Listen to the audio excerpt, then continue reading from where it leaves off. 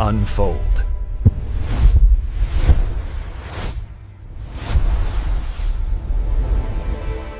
흔히들 역사는 승자의 기록이라고 하잖아요. 네, 그렇죠. 근데 오늘 저희가 살펴볼 자료들은요. 그 통념에 아주 흥미로운 반론을 제기합니다. 어떤 건가요? 무려 472년 동안 이어진 한 왕조의 모든 것을 담은 기록, 바로 조선 왕조실록에 대한 이야기입니다. 실록. 그렇죠. 이게 단순히 오래됐다는 걸 넘어서요. 이 기록이 만들어진 방식, 그리고 그 기록을 지키려 했던 사람들의 정신이 정말 특별하죠. 맞습니다. 이건 왕이 자 이렇게 써라 해서 만들어진 책이 아니거든요. 바로 그 지점이에요. 이 방대한 기록이 절대 권력자인 왕의 의지가 아니라 오히려 왕을 감시하고 뭐랄까 역사의 법정에 세우려 했던 사관들의 투쟁의 결과물이라는 점. 그렇죠. 마치 왕의 그림자에 바싹 붙어서 모든 걸 지켜보는 인간 CCTV 같았다고 할까요? 표현이 아주 딱 맞네요. 오늘 저희는 이 자료들을 바탕으로 왕과 사관, 이 창과 방패, 팽팽한 대결을 한번 따라가 보려고 합니다. 네, 좋습니다. 왕이 말에서 떨어진 사소한 사건부터 나라의 명운이 걸린 전쟁 속에서 기록을 지켜낸 이야기까지 붓으로 싸웠던 사람들의 세계로 한번 들어가 보시죠. 본격적으로 들어가기 전에 이 모든 갈등의 배경이 되는 조선의 독특한 권력 구조를 먼저 짚고 넘어가면 이야기가 훨씬 더 흥미로워집니다. 권력 구조요? 네. 자료들을 보면 조선은 그냥 왕이 모든 걸 결정하는 그런 전제군주국이 아니었어요. 왕 혼자만의 나라가 아니었다. 네. 왕의 권력인 왕권, 그리고 신하들의 권력인 신권, 이 둘이 서로 견제를 했죠. 그런데 여기에 제3의 권력이 하나 더 있었습니다. 제3의 권력이요? 바로 사권, 즉 역사를 기록하는 권력입니다. 기록하는 것 자체가 권력이었다는 말씀이시군요. 그렇습니다. 사관들은 지금 당장의 왕이 아니라 시공간을 초월해서 미래의 왕을 심판하게 될 후세 평가라는 더 큰 권력을 대리하는 존재였던 거죠. 와, 그들은 왕에게 이렇게 말하는 것과 같았어요. 전하, 당신은 언젠가 죽지만 이 기록은 영원히 남아 당신을 평가할 것입니다. 이야. 바로 이 신념이 사관들의 모든 행동을 이해하는 열쇠가 됩니다. 와, 생각만 해도 등골이 오싹한데요. 왕 입장에서는 정말 껄끄러운 존재였겠어요.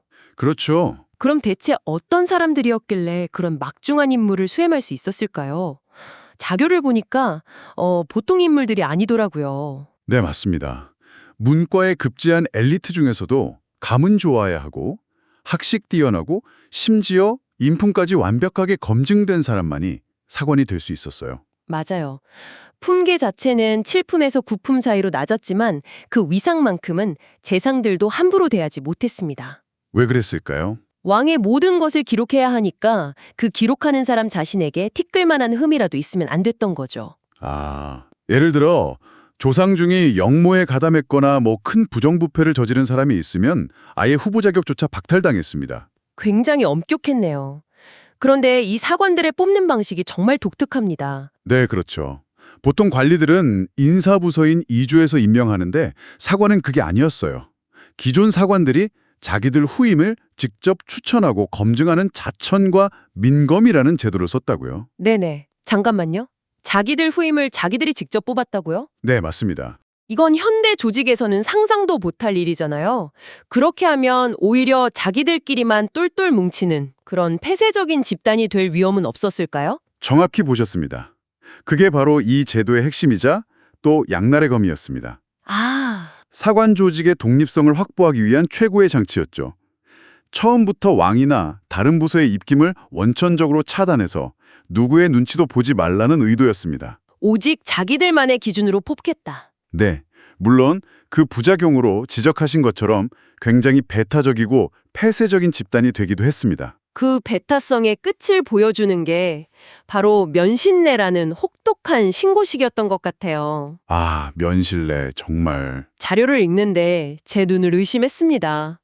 얼굴에 오물을 칠하고 흙탕물에 뒹굴게 하고 심지어는 집안 재산을 탕진할 정도로 연애를 베풀게 했다고요. 네, 아니 당대 최고의 엘리트들을 모아놓고 하는 일이 이런 가혹행위라니. 그렇죠. 율곡 이이마저 이 악습을 거부하다가 파직될 뻔했다는 대목에서는 정말 할 말을 잃었습니다. 이건 그냥 훈련이 아니라 거의 고문 수준이죠. 실제로 사망자가 나오기도 하고 그 모욕감을 이기지 못하고 관직을 버리는 사례도 있었습니다. 와, 현대적 관점에서는 명백한 악습이고 범죄 행위입니다.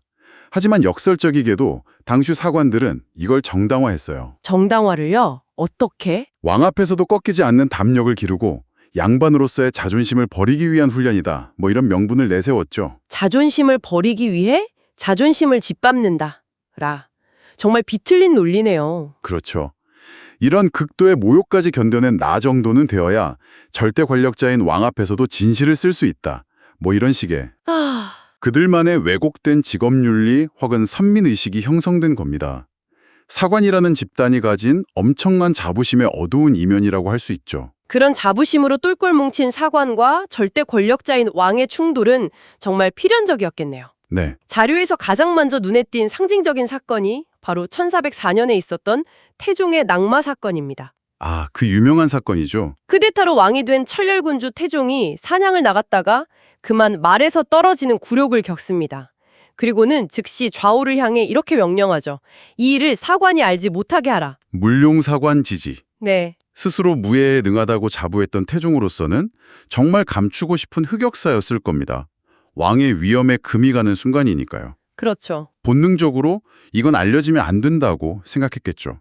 자, 여기서 질문입니다. 왕이 기록하지 말라고 명했는데 사관은 과연 어떻게 했을까요? 결과는 정반대였습니다. 사관은 왕의 그 명령 자체를 역사로 만들어버립니다. 아, 태종실록에는 이렇게 딱 한 줄 적혀 있습니다. 말에서 떨어졌으나 다치지는 않았다. 좌우를 돌아보며 말하기를 사관이 알게 하지 말라 하였다. 와, 이건 정말 대단하지 않나요? 정말 소름 돋는 기록이죠. 이 짧은 문장 안에 조선 사관의 정신이 모두 담겨 있다고 해도 과언이 아닙니다. 그렇죠. 이건 왕의 명령보다 사실의 기록이 더 상위의 가치라는 걸 온몸으로 선언한 행위예요. 숨기려 했던 사실뿐만 아니라 네, 그 사실을 숨기려 했다는 시도까지 역사로 박제해버린 거죠. 이건 단순히 왕의 체면을 구긴 걸 넘어서 사실상 왕의 권위에 정면으로 도전한 거 아닌가요? 이게 그냥 넘어갈 수 있는 일이었을까요? 넘어갈 수 없었죠. 하지만 태종도 어쩌지 못했습니다. 왜요? 왜냐하면 이 기록을 통해서 후대의 모든 왕들에게 강력한 경고를 보내고 있기 때문입니다. 아, 전하, 당신의 모든 말과 행동, 심지어 무언가를 감추려는 시도까지도 남김없이 기록될 것입니다.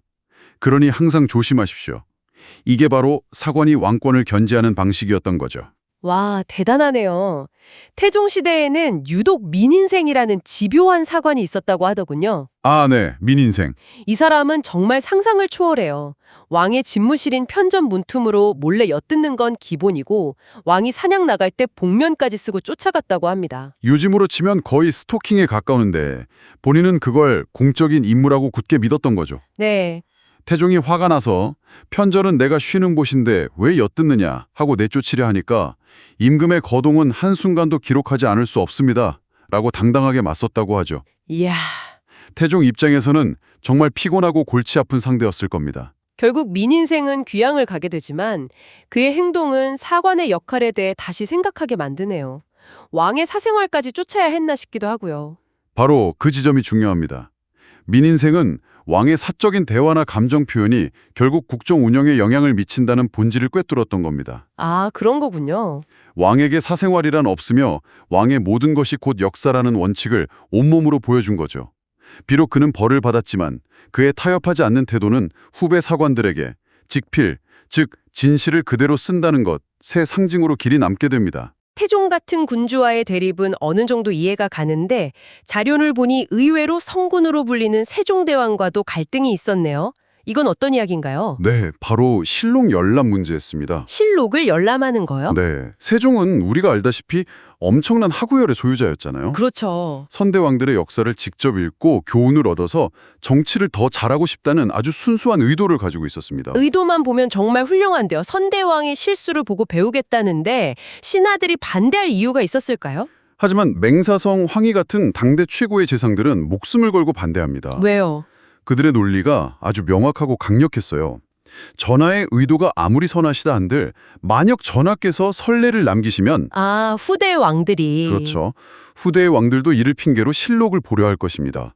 그렇게 되면 사관들은 왕이 이 기록을 나중에 보겠지라는 생각에 결국 왕의 눈치를 보게 된다. 네, 진실을 쓸 수 없게 될 것입니다. 이렇게요. 아, 한 사람의 선한 의지보다는 기록의 독립성을 지키는 시스템의 원칙이 더 중요하다는 거군요. 바로 그겁니다.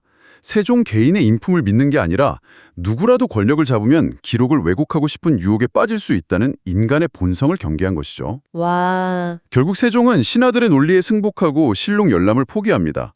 성군이라 불리는 세종조차도 기록의 무결성이라는 대원칙을 넘지 못했고 또 스스로 그 원칙을 존중한 겁니다. 조선의 기록 관리 시스템이 얼마나 정교하게 작동했는지를 보여주는 상징적인 사건이네요. 네, 맞습니다. 기록의 생산만큼이나 관리와 폐기도 아주 철저했더라고요.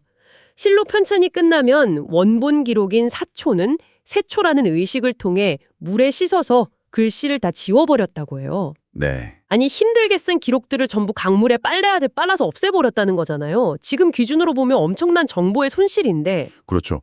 그걸 감수할 만큼 완성된 실록의 권위를 절대적으로 만들고 싶었던 겁니다. 아, 서울의 세검정이라는 지명이 바로 이 세초를 하던 곳이라는 설이 있을 정도죠. 이건 단순히 종이를 재활용하는 차원이 아니었어요. 어떤 의미가 있었나요? 사관 개인이 쓴 기록까지 모두 모아 실록을 완성한 뒤에는 그 원본들을 영원히 소멸시킴으로써 오직 국가가 공인한 실록만이 유일하고 최종적인 역사로 남게 하는 상징적인 의식이었습니다. 이제 모든 논란은 끝났다. 이런 선언 같은 거군요. 네, 확정된 역사만 남긴다는 선언이었죠. 하지만 그토록 굳건해 보였던 원칙도 결국 무너지는 순간이 오네요. 네, 이 팽팽했던 진장 관계는 연산군 시대에 이르러 파국을 맞습니다.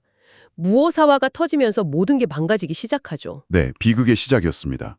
사관 김일손이 자신의 스승이었던 김종직이 쓴 조의제문이라는 글을 사초에 실은 것이 발단이었어요. 조의제문요? 네, 옛날 중국 초나라의 의제라는 황제가 항우에게 억울하게 죽임을 당한 것을 조문하는 글이었는데요. 겉보기에는 그냥 옛날 이야기 같은데 이게 왜 문제가 된 건가요? 연산군의 반대파였던 훈구파 신하들이 이 글에 숨겨진 의도가 있다고 정치적으로 해석한 겁니다. 아, 하무를 연산군의 할아버지인 세조에 억울하게 죽은 의제를 세조에게 왕위를 빼앗긴 단종에 빗대어서 결국 세조의 왕위 찬탈을 비판한 글이라고 연산군에게 고발한 거죠. 그야말로 말꼬투리를 잡아서 역모로 몰아간 거군요. 그렇습니다. 분노한 연산군은 이 사건을 빌미로 끔찍한 숙청을 자행합니다. 사초를 쓴 김일손을 가장 잔인한 형벌인 능지처참에 처하고 이미 죽은 스승 김종직의 무덤까지 파헤쳐 시신의 목을 베는 부관참시를 저질렀죠. 와, 이 사건으로 사초는 왕도 볼 수 없다는 조선의 가장 신성한 금기가 깨져버렸습니다. 결국 왕이 이 기록을 나중에 보겠지라는 세종 때 신하들이 우려했던 최악의 상황이 현실이 된 거네요. 네, 그 공포가 어떻게 역사를 왜곡하는지를 보여주는 씁쓸한 전환점이었습니다. 자료에 민수라는 사관의 사례가 나오는데요. 어떤 사례죠? 그가 과거에 어떤 권력자를 비판하는 내용을 사초에 썼는데 세월이 흘러 그 권력자가 실록 편찬의 책임자가 된 겁니다. 아, 곤란하게 됐네요. 그렇죠.